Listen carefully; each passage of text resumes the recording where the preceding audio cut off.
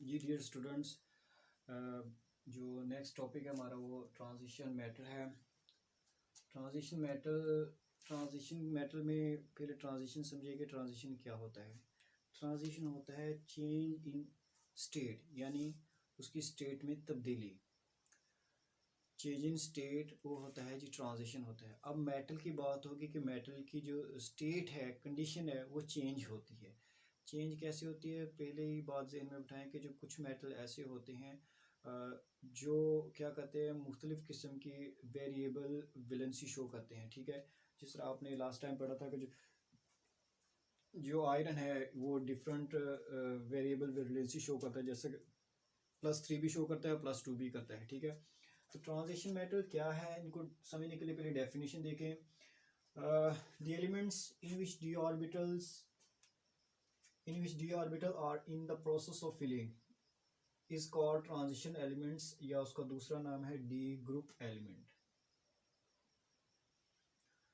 अब देखें जी, D orbital क्या है, यानी ऑर्बिटल से मुराद आपने ये लेना है कि जहाँ इलेक्ट्रॉन रहते हैं। ठीक है, इलेक्ट्रॉन के घूमने की जगह उनका घर ऑर्बिटल होता है। ठीक है, तो एफएससी में जाकर इसके बारे में स्टडी करोगे डिटेल से, तो डी ऑर्बिटल यानी डी ब्लॉक एलिमेंट। अब देखें ये जो ये एस ब्लॉक एलिमेंट है, ये पी ब्लॉक एलिमेंट है, इसके नीचे डी एफ ब्लॉक एलिमेंट होता है, और ये डी ब्लॉक एलिमेंट है। अब इनके एलिमेंट जो है वो क्या करते हैं, वो ट्रांजिशन स्टेट शो करते हैं, यानी उसकी जो स्टेट है वो मुख्तलिफ़ किस्म की है, वेरी करते हैं। तो इसी वजह से उनको बोलते हैं ट्रांजिशन मेटल बोलते हैं। The element which D orbital, यानी D orbital process of filling में होता है। जिस तरह आपने पढ़ा कि एस ब्लॉक में यानी एस ऑर्बिटल है, पी है, डी है और एफ है। तो आपने ये भी पढ़ा कि एस ब्लॉक एलिमेंट यानी एस सब शेल में जो इलेक्ट्रॉन जाएगा, आखिरी इलेक्ट्रॉन जो एस में रह जाएगा उसे एस ब्लॉक में रखा गया है, फिर इसी तरह पी ब्लॉक में, फिर डी ब्लॉक में, एफ ब्लॉक में। ठीक है, तो इस ट्रांजिशन एलिमेंट जो बिलोंग करते हैं 3 to 12, यानी ऐसे ग्रुप जो 3 से लेकर 12 तक होते हैं, उनको ट्रांजिशन एलिमेंट्स बोलते हैं या डी ग्रुप एलिमेंट बोलते हैं। ठीक है, इनमें इलेक्ट्रॉन की फिलिंग का जो प्रोसेस होता है वो कंप्लीट हो रहा होता है, इसी वजह से इनको कहते हैं जी ट्रांजिशन एलिमेंट्स बोलते हैं या ट्रांजिशन मेटल बोलते हैं। ठीक है, और ये कौन से होते हैं, ये डी ब्लॉक एलिमेंट से बिलोंग करते हैं। और पीरियड जो नंबर है 4, 5 एंड 6, ये ट्रांजिशन एलिमेंट है। एमसीक्यूज तैयार करना जी, 4, 5 और 6 पीरियड जो है वो क्या कहलाता है, डी ब्लॉक एलिमेंट से बिलोंग करता है। अब 4, 5 और 6 ये क्या है, ये फर्स्ट और सेकंड ग्रुप के, नहीं, ये 3 से लेकर 12 तक हैं जो डी ब्लॉक से बिलोंग करते हैं। मैंने नीचे लिख दिया ब्लू से कि जो 4th, 5th and 6th period होता है वो डी ब्लॉक या ट्रांजिशन मेटल पे मुश्तमिल होता है। ठीक है, और इसमें 10-10 एलिमेंट मुश्तमिल होते हैं। हर सीरीज़ में 10-10 एलिमेंट शामिल होते हैं, जैसे कि 3, 4, 1, 2, 3, 4, 5, 6, 7, 8, 9, 10, 3 से लेकर 12 तक इन 10-10 एलिमेंट का ग्रुप बना कर रखा हुआ है। ठीक है, तो ये इसकी डेफिनेशन है, ब्रीफली इंट्रोडक्शन है। इसके बाद हम देखते हैं जी इनरनेस ऑफ नोबल मेटल्स। कुछ मेटल्स ऐसी होती हैं, नोबल गैसेस के बारे में तो आपने पढ़ लिया है कि नोबल गैसेस ऐसी गैसेस होती हैं जो रिएक्ट नहीं करती। इसी तरह कुछ मेटल ऐसे होते हैं जो रिएक्ट नहीं होते। ठीक है, तो देखिए जी, इनरनेस ऑफ नोबल मेटल्स यानी कुछ मेटल ऐसे होते हैं जो रिएक्ट नहीं करते। उसमें आ गया जी कॉपर, ये मैंने सी लिखा है, 11th ग्रुप से बिलोंग करता है और 4th सीरीज से ये बिलोंग कर रहा है, 4th पीरियड और 11th ग्रुप। ठीक है, कॉपर।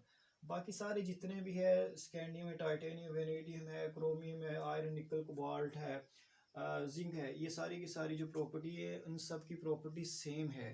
लेकिन कॉपर जो है वो नॉर्मल है, ये डिफरेंट प्रॉपर्टी शो करता है। ठीक है, इसी तरह देखिए जी 11th ग्रुप, ये देखिए 11th ग्रुप है, इसमें आ गया जी ऊपर से नीचे देखिए कॉपर है, सिल्वर और एल्यूमिनियम है, यानी कॉपर, सिल्वर और गोल्ड ये क्या करते हैं, इनएक्टिव मेटल्स हैं। क्या है, इनएक्टिव मेटल्स।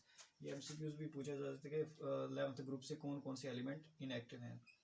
तो पीरियोडिक टेबल में तो बहुत ज़्यादा हैं, इससे भी और है, लेकिन जो हमारे सिलेबस का हिस्सा है वो यही है। ठीक है, तो आगे देखते हैं जी, सबसे पहले properties and application of silver.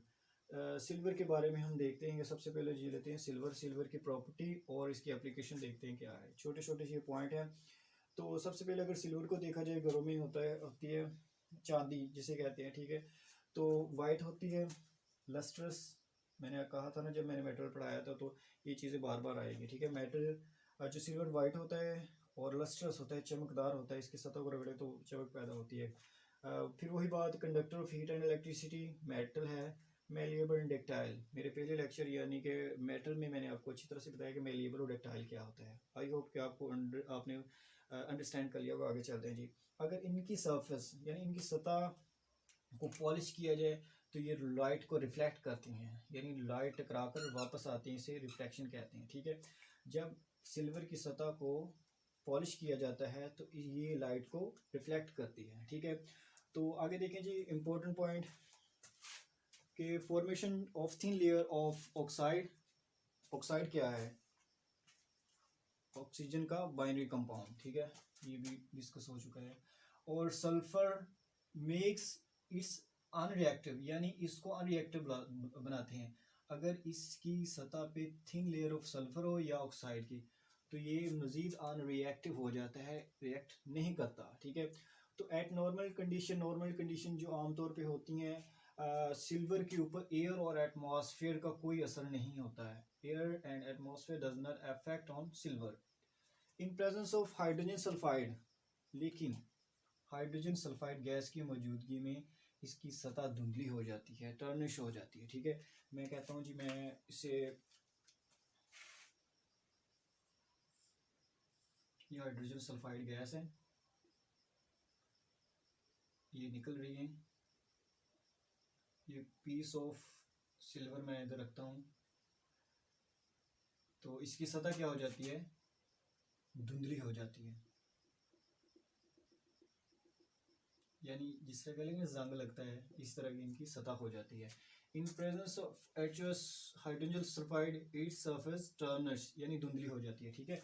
आगे देखिए जी, इनकी एप्लीकेशन, पहला पॉइंट तो हो गया प्रॉपर्टी। अब एप्लीकेशन देखते हैं कि जो सिल्वर कहाँ कहाँ पे इस्तेमाल होता है। सिल्वर अलॉय की सूरत में बनाया जाता है। अलॉय क्या है कि मेटल और नॉन मेटल का होमोजीनियस मिक्सर होता है। मेटल, मुख्तलिफ किस्म के मेटल को पिघला कर होमोजीनियस मिक्सर बनाया जाता है, इसे अलॉय कहते हैं, ठीक है। 7th चैप्टर में आपने ये पढ़ लिया है। सिल्वर और कॉपर का जो अलॉय है वो कॉइन, सिक्के बनाने के लिए, बर्तन बनाने के लिए, यानी सिल्वर की कोई भी चीज़ बनाने के लिए इस्तेमाल किया जाता है। और तीसरे नंबर ऑर्नामेंट्स यानी सजावटी सामान सिल्वर के अलॉय से बनाया जाता है, ठीक है। इसके बाद फोटोग्राफी फिल्म में इसका इस्तेमाल है। डेंटल प्रिपरेशन में, दांत साजी में ये सिल्वर इस्तेमाल किया जाता है। और मिरर इंडस्ट्री में भी इसका इस्तेमाल बहुत ज़्यादा है, ठीक है। मिरर इंडस्ट्री में क्या है कि इस साइड पे इनकी सतह को पॉलिश किया जाता है सिल्वर से, तो मतलब कि वो रोशनी को रिफ्लेक्ट करता है, मतलब आईना समझ लें एक तरह का, ठीक है। मिरर इंडस्ट्री में इसका इस्तेमाल बहुत ज़्यादा है, ठीक है। तो ये कुछ पॉइंट थे जो मतलब कि डिस्कस हो चुके हैं। आई होप कि आपने इससे भी अच्छी तरह समझ लिया होगा। और देखते हैं इसके बाद जो गोल्ड है, गोल्ड और प्लाटिनम की तरफ मूव करते हैं, ठीक है। तो आप इसे एनालाइज करें, देखें, समझें, और मिलते हैं जी नेक्स्ट टॉपिक की तरफ।